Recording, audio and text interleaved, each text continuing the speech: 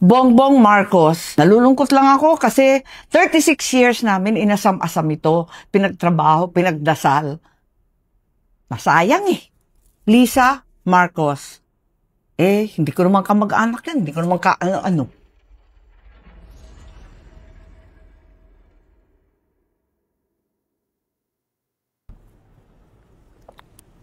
Magandang araw po, Senator Amy Marcos. Naglagay po kami ng mga protest placards sa inyong harapan na may kaakibat na mga katanungan. Unang tanong, may 3 rally bukas. Saan po kayo pupunta at bakit? Luneta, sa palagay ko karambola yan. Sari-sari yung agenda dyan. Mahirap yata. EDSA Shrine. Naku, maliwanag naman kung sino-sino nariyan. Hindi ako welcome. Eto, Camp Aguinaldo. Naku, mas maigi. Dyan na lang kaya magkumpune kasama ng mga dating sundalo. Meron pong 4 na opisina. Ano po ang maigsing mensahe nyo sa bawat opisina na ito? Malacanang. Naku, dinggin ninyo ang taong bayan. Tigilan yung magsasabing kalma lang kayo at walang kalma.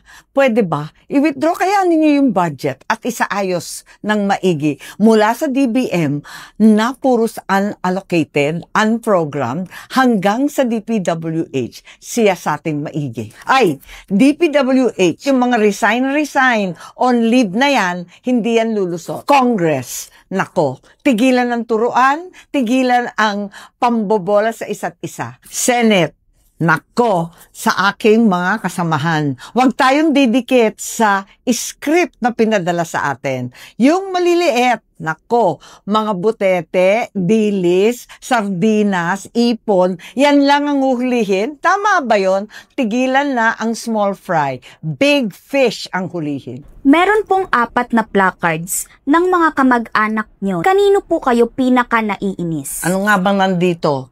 Sandro Marcos. Nanghihinayang ako ka, bata-bata na damay dito sa gulo. Bongbong Marcos. Nalulungkot lang ako kasi 36 years namin inasam-asam ito. Pinagtrabaho, pinagdasal. Masayang eh. Martin Romualdez. Abay, pwedeng sabihin na iinis ako. Nagagalit ako, hindi lang simpleng inis. Naggagalaiti pa. Lisa Marcos. Hindi ko naman kamag-anak yan. Hindi ko naman ano-ano.